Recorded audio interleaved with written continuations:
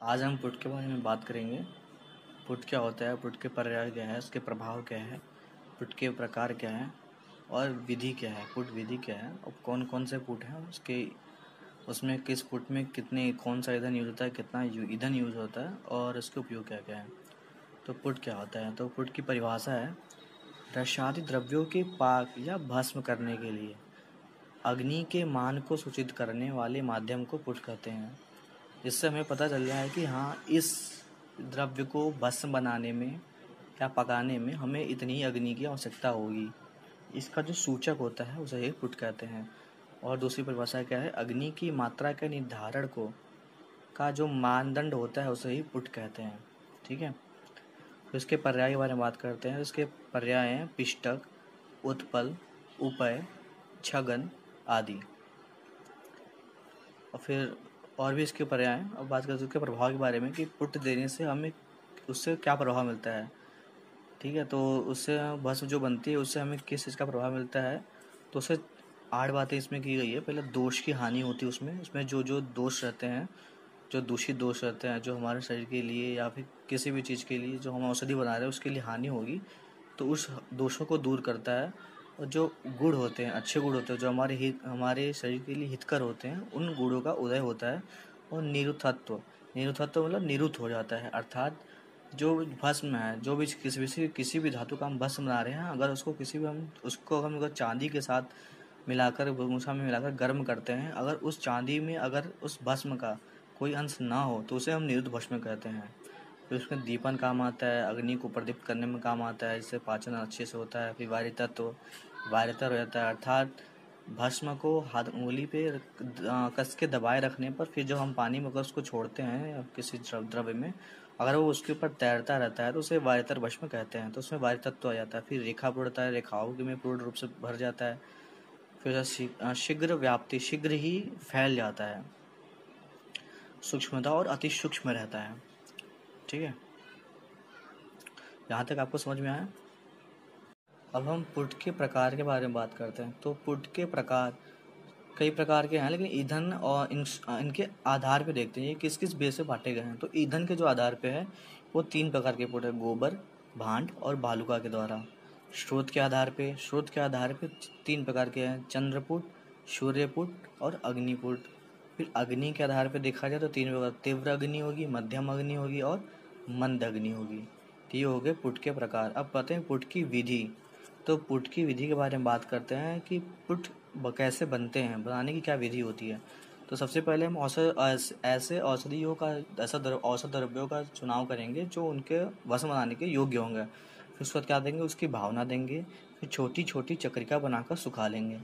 फिर शराब संपुट में बंद कर संधि बंधन किए रहेंगे कपड़ मिट्टी से, उसको हम सुखा लेंगे। ठीक है, फिर जो निर्देश दिया गया है कि हाँ इस पुट में इतने ईंधनों का यूज होता है, उसके अनुसार हम उसका पाक करेंगे। और स्वांशित हो जाने के बाद शराब संपुट को खोलकर चक्रिका जो पड़ी रहती है, चक्रिका को हम चूर्ण कर लेंगे। और यह प्रक्रिया हम बार बार करेंगे, तब तक करेंगे जब तक जो भस्म के लक्षण बताए गए हैं हमारे, उस भस्म के लक्षण ना दिखाई दे और अंततः हमारे भस्म की निर्माण हो जाता है। बात करते हैं पुट का और ईंधन कि किस पुट में कितने ईंधनों का यूज होता है, कितने ईंधन मतलब उपलों का यूज होता है। उपले हैं यहाँ पे विशेषता। तो जो महापुट है 1500 उपले, गजपुट है 1000 उपले, भरापुट है 500, कुक्कुटपुट 100। तो अब इनको याद करने का मैं एक तरीका बताता हूँ। तो जैसे हम कुछ दो नंबर को याद रखेंगे। पहला पहला है जो 1500 और दूसरा याद रखेंगे हम, जैसे पहला हो गया 1500 और दूसरा याद रखेंगे हम 186। ठीक है, तो 1500 को हम ब्रेक करते हैं तो आ जाएगा 1000। पहले तो 15 से ही आएगा, 1 मिनट। 1500 को हम ब्रेक करते हैं तो खुद तो 1500 हो गया, फिर 1000 और फिर 500। ठीक है, अब हम इस जो 186 है हम इसको ब्रेक डाउन करते हैं तो आ जाएगा पहले 100, फिर 8, फिर 6। ठीक है, ये हो गए। फिर उसके बाद आता है ये हो गए। अब इसके बारे में अगर बात करें, ये हो गया महापुट, ये हो गया गजपुट, फिर ये हो गया वाराह पुट, ये हो गया कुक्कुट पुट, ये हो गया कपोत पुट, और ये हो गया भोदर पुट। ठीक है, फिर इसके बाद हम और ईंधन में क्या यूज करते हैं, गर्म बालू का यूज करते हैं। तो गर्म बालू से आ जाएगा बालू का पुट। ठीक है, और जो बालू होता है वो बालू गर्म होता है, अंदर से लाल होता है, तो बालू के बाद आ जाएगा लावक पुट। ये ध्यान रखिएगा, इसका लावक पुट आता है। और जो सबसे लास्ट में होता है, जो कहते हैं जो अल्कोहल पीकर हो जाते हैं भंड, तो लास्ट में आता है भांड।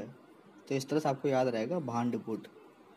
फिर उसके बाद बचता है सिर्फ एक, वो है गोमय पुट। अब इसको ध्यान रखेंगे, तो गर्म बालू फिर 1 2 और 1। तो इसी तरह से आप देख सकते हैं यहाँ महापुट, गजपुट, वाराहपुट, कुक्कुटपुट। अब महापुट तो आपको पता है, महा सबसे ज़्यादा होगा, फिर गजपुट उससे कम होगा, फिर वाराहपुट 500, फिर कुक्कुटपुट का ध्यान रखने के लिए, जो कुक्कुट मतलब एक तरह से बोला जाता है मुर्गा, कुक्कुट, तो फिर वो मुर्गा 100 रुपये किलो है, ऐसा समझकर आप इसको याद कर सकते हैं, आपको याद रहेगा। कुक्कुटपुट 100 और कपोतपुट 8। ठीक है, और थोड़े से भू मतलब ज़मीन के लिए लोग लड़ते हैं, तो 6 फुट ज़मीन के लिए सब लड़ाई कर देते हैं, तो भूदर फुट के लिए 6।